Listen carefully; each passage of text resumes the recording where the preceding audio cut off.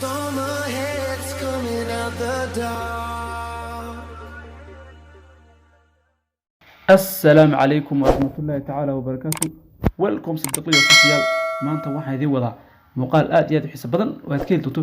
hadda waxaan ku wadaa sawirada sida looga jaro background hab qurux badan oo fiican. waan hubaa waad garanaysaa sida looga jaro, laakiin waxaa laga yaabaa in application ka jirtid oo ay background ka heshaan. haddaba muuqaalkan intee noo gudbina asxaabta qaaliga channelka subscribe saara, muuqaalkan like gareeya, asxaabta kala wadaaga.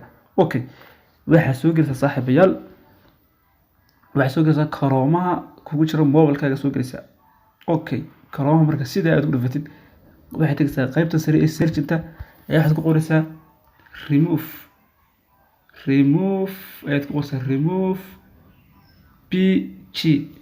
okay saaxiibayaal, intaas aad ku qoraysaa karoomaha search-inta, intaas remove pg waad xaggan hoosena soo dhigay remove page. okay saaxiibayaal, haddana ku celiya waxaad ku qoraysaa remove pg.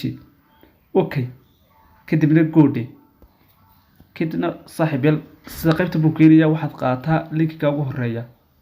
okay, si fiican ila soco, linkiga ugu horeeya ku dhufo asxaabta qaaliga, kadibna qaybta buusan ku keenayaa. kadib waxaad ku dhufaysaa halkan ay ku qoran tahay upload image. okay, saa ugu dhufo, halkaa markaad ku dhufatid waxaa sawirada jecesha soo qaado. haddana ka soo qaadanayaa. okay, dhan baan leeyahay. okay, haddaba arka saaxiibayaal ka jarayaa halkan ila fiiri, sawirka waa kaa background ka jaray. ila fiiri marka horgeeda iyo wax u lahaa, hadda imika waa bila background waa kaa waa cadaan.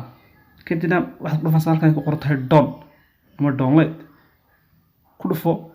hadda sawirkii wadartaan saasuu ku dhool garasmay. haddaad eegto xaggan sare u dhool garasmay sawirka xaggan sare waa kaa. muuqaalkan intaas ku egyahay. hadduu muuqaalku cajab geliyey muuqaalka like saar, asxaabta kale soo wadaag. wassalaamu calaykum waraxmatullaahi tacaala wabarakaatuh.